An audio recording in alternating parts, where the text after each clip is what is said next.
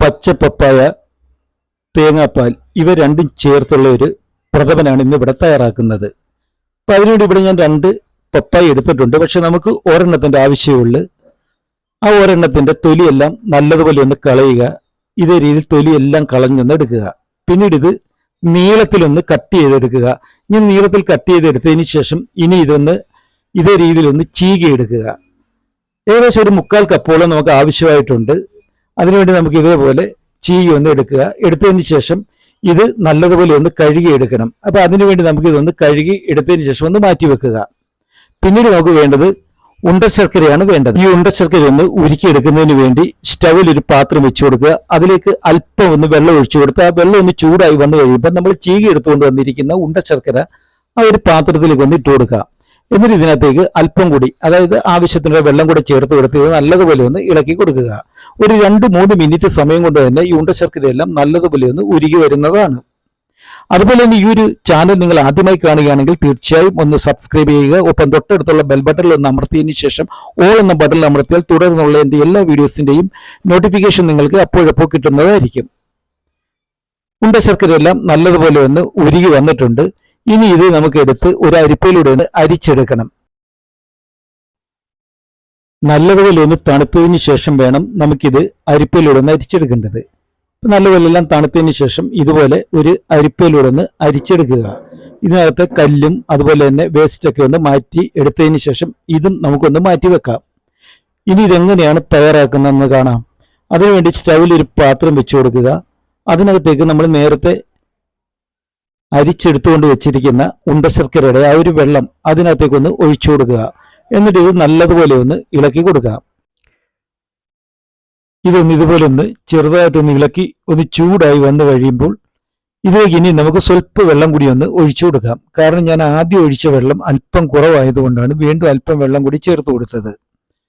എന്നിട്ട് വീണ്ടും ഇത് നല്ലതുപോലെ ഒന്ന് ഇളക്കി കൊടുക്കുക.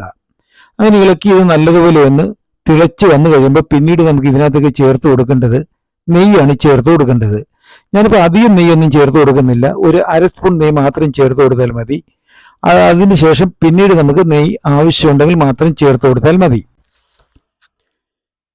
ഇനിയിപ്പോൾ ഇതിനകത്തേക്ക് നെയ്യാണ് ചേർത്ത് കൊടുക്കുന്നത്.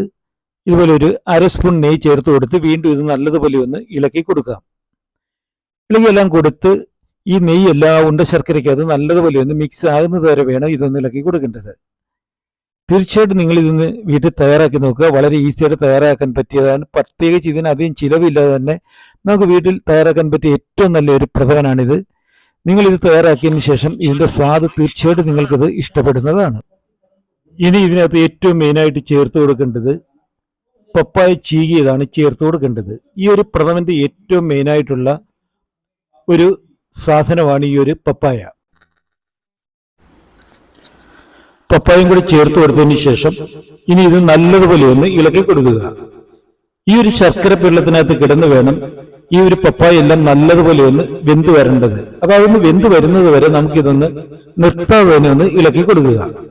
അപ്പൊ ഇതെല്ലാം വെന്ത് വന്നതിന് ശേഷം പിന്നീട് ഇതിനകത്തേക്ക് ചേർത്ത് കൊടുക്കുന്നത് തേങ്ങാപ്പാലാണ് നമുക്ക് ചേർത്ത് കൊടുക്കേണ്ടത്. അപ്പൊ തേങ്ങാപ്പാൽ എന്ന് പറയുമ്പോൾ 1-ാം പാല് വേണം ചേർത്ത് കൊടുക്കേണ്ടത്. അതിനുവേണ്ടി നമ്മൾ ഇവിടെ നേരത്തെ തേങ്ങാപ്പാലെല്ലാം തയ്യാറാക്കി വെച്ചിട്ടുണ്ട്. ഇനിയിപ്പോൾ നമുക്ക് ഇതിനകത്തേക്ക് തേങ്ങാപ്പാൽ ചേർത്ത് കൊടുക്കാം. ഏകദേശം ഒരു 1/4 കപ്പ് തേങ്ങാപ്പാലാണ് ഞാൻ ചേർത്ത് കൊടുക്കുന്നത്. തേങ്ങാപ്പാലും കൂടെ ചേർത്ത് കൊടുത്തതിന് ശേഷം വീണ്ടും ഇത് നമുക്ക് നല്ലതുപോലെ ഒന്ന് ഇളക്കി കൊടുക്കുക. ഇപ്പൊ ഏകദേശം നമ്മുടെ ഈ ഒരു പ്രഥമനെല്ലാം തയ്യാറായി വന്നിട്ടുണ്ട്. ഇനി ഇതിനകത്തേക്ക് നമുക്ക് നെയ്ക്കകത്ത് തേങ്ങാക്കൊത്ത് വറുത്തൊന്ന് ചേർത്ത് കൊടുക്കണം. നിങ്ങൾക്ക് വേണമെന്നുണ്ടെങ്കിൽ ഇതിനകത്ത് കാഷ്യൂനട്ട് അതുപോലെ തന്നെ ഉണക്കമുന്തിരി ഇവയെല്ലാം വറുത്ത് ചേർത്ത് കൊടുക്കാം. ഞാനിവിടെ ചേർത്ത് കൊടുക്കുന്നത് തേങ്ങാ കഷ്ണങ്ങൾ കട്ട് ചെയ്ത് ചെറിയ ചെറിയ പീസാക്കിയതാണ് നെയ്ക്കകത്തൊന്ന് വറുത്ത് ചേർത്ത് കൊടുക്കുന്നത്. അപ്പോൾ ഇത് നമ്മുടെ കൂടുതൽ സമയം ഇനി ഇത് ഇളക്കി കൊടുക്കരുത്. കാരണം തേങ്ങാപ്പാൽ ചേർത്ത് കഴിഞ്ഞാൽ അധികം സമയം നമുക്കിത് തിളപ്പിക്കേണ്ട കാര്യമില്ല. ഏകദേശം ഇപ്പം അതിൻ്റെ ഒരു കറക്റ്റ് ആ ഒരു പരുവായിട്ടുണ്ട്. ഇനി ഇവ നമുക്ക് ആ ഒരു തേങ്ങ ഒന്ന് വറുത്തെടുക്കാം. തേങ്ങ വറുത്തെടുക്കുന്നതിന് വേണ്ടി സ്റ്റൗവിൻ്റെ മുകളിൽ ഇതുപോലെ ഒരു ചെറിയ പാത്രം വെച്ച് കൊടുക്കുക. അതിനകത്തേക്ക് നെയ്യാണ് ഒഴിച്ചു കൊടുക്കുന്നത്. നെയ്യ് ഒന്ന് നല്ലതുപോലെ ഒന്ന് ഉരുകി കഴിയുമ്പോൾ കട്ട് ചെയ്ത് വെച്ചിരിക്കുന്ന തേങ്ങയുടെ ചെറിയ ചെറിയ പീസ് നമുക്ക് ഇതിനകത്തേക്കൊന്ന് ഇട്ട് കൊടുക്കുക. ഇനി ഈ ഒരു തേങ്ങാ പീസ് ഒരു നേരിയ ബ്രൗൺ കളർ ആവുന്നത് വരെ നമുക്കൊന്ന് ഇളക്കി കൊടുത്തുകൊണ്ടേ ഇരിക്കുക. ഇപ്പോൾ ഒരു നേരിയ ബ്രൗൺ കളറായി വന്നിട്ടുണ്ട്. അത് നല്ലതുപോലെ ബ്രൗൺ കളറായി വന്നതിന് ശേഷം നമുക്കിതെടുത്ത് തയ്യാറാക്കിയിരിക്കുന്ന പ്രഥമനകത്തേക്ക് ഇതൊന്ന് ഇട്ട് കൊടുക്കുക.